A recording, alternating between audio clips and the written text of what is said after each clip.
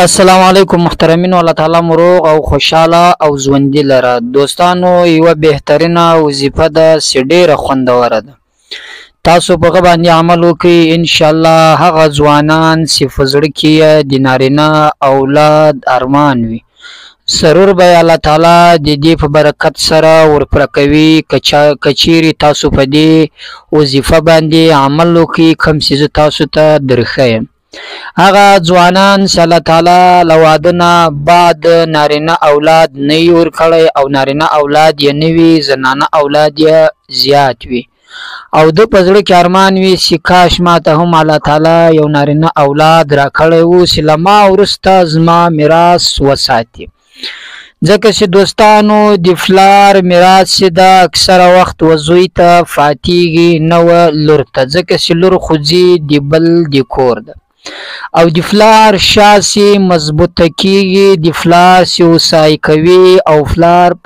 آرام کینوي پر کور باندې او دی ګټه ورته راوړي چې پلار یې خوري، چې پلار یې کله سپینږیری شي او دی یې ساتي. د دې لپاره زوی کافي او شافي ده د پلار لپاره چې د پلار خدمت وکړي. کله چې د یو انسان زوی پیدا سي، نو بیا تر هغو پورې چې دی غټیږي، کاروبار ته رسیږي، په کاروبار په لیول پیږي، تر هغو پورې پر پلار باندې ساتنه فرض ده. ساتي به، جامه به ورکوي، روپۍ به ورکوي، خوراک به ورته برابروي، هر څه د پلار ذمهواري ده. خو کله چې زوی غټ سي، په ښه او بد پوه سي، په کاروبار کولو باندې پوه سي، بیا د پلار ذمه خلاصه ده، بیا پر زوی باندې د پلار ساتنه لازمي ده چې زوی به خپل پلار ساتي. نو دوستانو، پلار په زوی باندې بیا هوسا کیږي، نو هغه خلک چې په زړه کې ارمان وي چې کاش ماته الله تعالی نارینه اولاد راکړی وی، له ما وروسته که چیرې زه وفات شم، ځکه چې مرګ خو حق د ټولو انسانانو ته راځي، له ما وروسته به زما میراث وساتي. او یا زه چې کله عمر ته ورسېږم، د کار کولو نه یم، پر ځای کینم، نو بیا خو هم دغه کس خوراک غواړي، خواړه غواړي، نو بیا خو دغه زوی د ده لپاره کافي ده چې ورته ګټي او راوړي او پلار زندګي مخته ورباندې بیایي. نو دوستانو، د دې لپاره زه نن خوندوره او ښایسته وظیفه درښیم چې ډېره اسانه ده، دومره اسانه ده، خالي له تاسو څخه قصد او واده عزم متین غواړي، نور هېڅ شی هم نشته پکې. او دا یوه داسې وظیفه ده چې زه که چیرې تاسو ته قسم وکړم، انشاءالله په دې قسم کې به زه نسم خانیس. ولې ما بل چاته عمر ښودلی چې زما د څنګ نږدې ملګری هغه عمل ورباندې کړی، تاسو ته زه قسم در کوم چې الله تعالی بیا هغه سړي ته نارینه اولاد ورکړی ده او هغه ډېر خوشحاله شوی، بیا ماته ډېرې دعاګانې هم کړي دي. نو زه هم تاسو ته نن دغه وظیفه درښیم. که تاسو په پوره عزم، یقین او په پوره عقیده سره په هغه باندې عمل وکړئ، الله تعالی مهربان ده، تاسو ته به هم هغه نارینه اولاد درکوي کوم چې ما هغه سړي ته دغه وظیفه ور وښودله. ګوري، الله تعالی ته هېڅ زور نه غواړي، دغه اولاد و انسان ته ورکول دا د الله تعالی ته دومره اسانه ده، د سترګو فرب کې ورکوي. که تاسو یاد ګورئ دوستانو،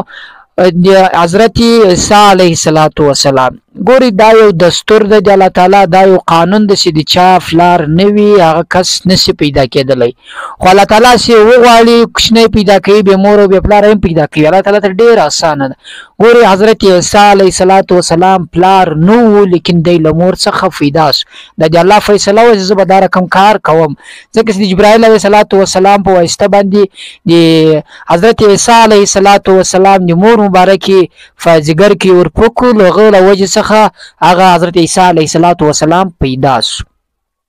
نو الله تعالی ته ډېر اسانه دی، ډېر اسان د زکریا علیه السلام ته الله تعالی په 90 یا 95 کاله کې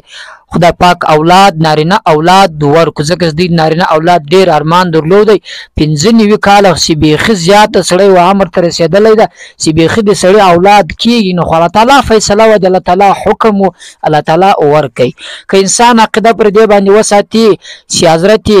یحیی علیه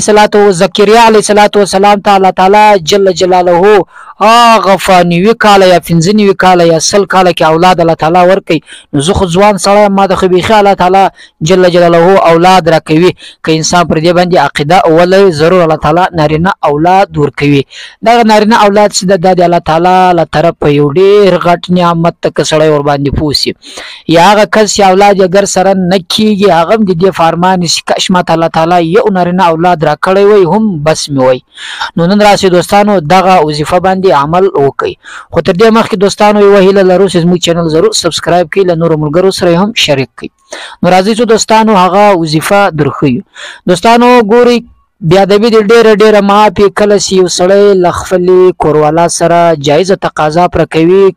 کوروالو سره کوي ها کوروالو الله تعالی ود تر واکړي دي نو دای خپل راسته لاس ګوته راواخي دغه غټه ګوته بټه ګوته نه دا بل د دې خپل زنانی پر نه باندې ورکیږي سیا الله مال تا سره دغه وعده ده کچيري تا ما ته نارینه اولاد راکې زبدي محمد نوم ور باندې کدم بس صرف د وظیفه ده یا الله مال تا سره وعده ده کچيري ما ته الله تعالی نارینه اولاد راکې زب ضرور دي محمد نوم ور باندې کدم ګوري کتابونو لیکلي دي کله چې دغه خبر وکي سپدی وظیفه کې الله تعالی دومره تاثیر یخی ده سکچيري د زنانی فنس کې بیا د ما کوچنی انجلی و الله تعالی ست دغه وعده الله تعالی سره کې د محمد د نام له وجه الله تعالی الله ګرځوي ځکه چې الله تعالی ته ډیر آسان ده چې یو کوچنی وار انجلی د مور پنس کې بیرته حلق جوړوي د الله تعالی د سترګو فرب کې کوي نو کتابونو لیکلي دي چې دغه تور وای کې چیرې تا ماته نارینه اولاد را کوي مال تا سره وعده ده چې زبد محمد نمر باندې کدم د محمد د نام له وجه الله تعالی کچې راغنجلی و الله کې ګرځوي دوستانو تاسو یقین وکړئ ما بل چاته خو دلې دا غم عمل ور باندې وکي الله تعالی نارینه اولاد ورکي تاسو هم عمل ور باندې وکي الله تعالی ضرور نارینه اولاد درکوي او بیا به ماته دعا کوي قاری صاحب کاش کی تا وختي موږ ته دغه دعا دغه وظیفه راخودلې و او بل دغه د محمد په نامه کې دومره تاثیر هم ست دومره برکت ده چې کله هغه کوشنی باندې ته محمد نوم کېږي او دنیا ته راسي فایده سي نو بیا چې کله ماخام سي الله تعالی له اسمان څخه ملائکه راسته وي ورسه د پلان کې کور چکداري تر ساره کوه اس نس ضرر ورسیږي ځکه چې په دې کور کې داسې سړی سته داسې کوچنی د سنومیا محمد